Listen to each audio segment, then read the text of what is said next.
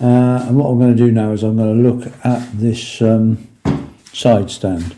Yeah, I'm looking at the side stand because it's got a lot of play.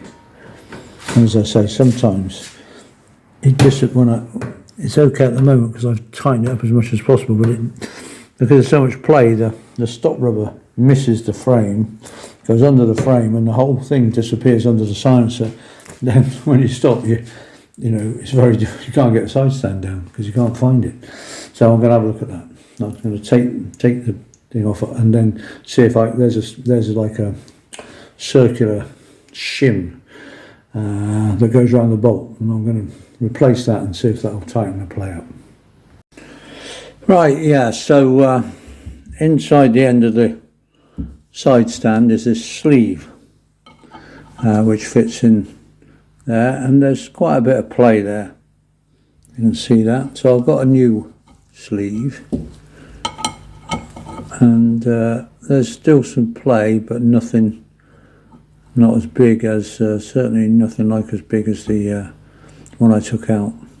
So, which is all I need really, just to make sure that the side stand does not disappear up underneath the silencer, that this rubber stop hits the frame, because it was so loose that it was dropping, and then the rubber stop was missing the frame and disappearing underneath the bike. So hopefully the new sleeve just enough to to make sure that that doesn't happen. So I'll put a bit of grease on that and pop it back, and we'll see what we've got. Okay, I've replaced that sleeve. We've still got some play in the side stand until it locks, so that's okay. But the play's okay. The main thing is that even on full spring, that the end no longer disappears underneath the silencer, so I can get my boot on it to bring it out.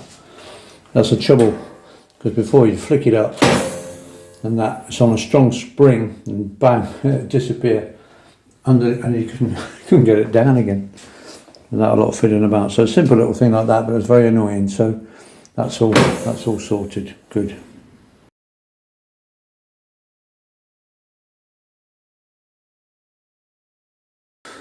Another thing I've done is I've checked that there's no rubbing at all on the cables and wires. I have found slight rubbing. There was slight rubbing on the side of the choke sort of joint here. What do you call it? So you can see now it's been rubbing on the tank a bit. So the junction box was down here. It was against the spring, so it couldn't go in any further. So I've just cable tied it up so it's above the spring and it's in, so it shouldn't rub. I've also realised again I've got this extra pipe for the oil pressure gauge, and maybe because of that, this cable, the HT cable, is just rubbing on the edge of the head steady. So I've adjusted it as best I can, but I've also put a bit of tape around it just to make sure it doesn't rub. And obviously if that wears through, we're going to lose sparks and wondering what on earth's going on. So a very important part of the servicing is just checking for things like that, because things rubbing, chafing, and I've put some tape on this side as well, just to be on the safe side. I don't like using tape really, because after a couple of years it will start peeling off in a horrible gooey mess, but that's probably the best I can do at the moment.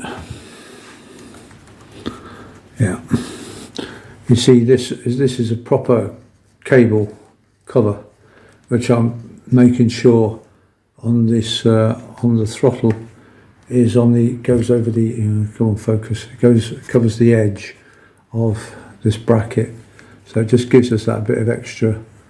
Look what we got there.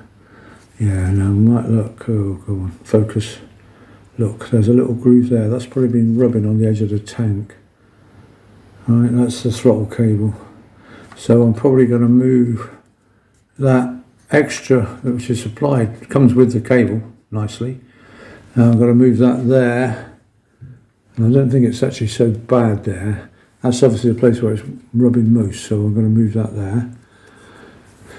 Things like that, you know, there's so much stuff underneath the tank, it's so easy for it to rub, and you know, and then everything's fine for a while, and then suddenly, you know, you've either got a throttle cable snap or you've got no spark because the you know, it's worn through the HT lead or whatever. So, you know, well, the advantage when you do a service, half the job is just checking everything. It's the first time you're going to really look at the bike, and I'm going to go around in a minute with some spanners and some Allen keys. I'm just going to check that everything's tight. You know, that things haven't worked loose. That's going to be another, you know, that's part of the service. Just going through, just checking all the nuts and bolts and everything are tight. And as I say, that nothing's rubbing and so on.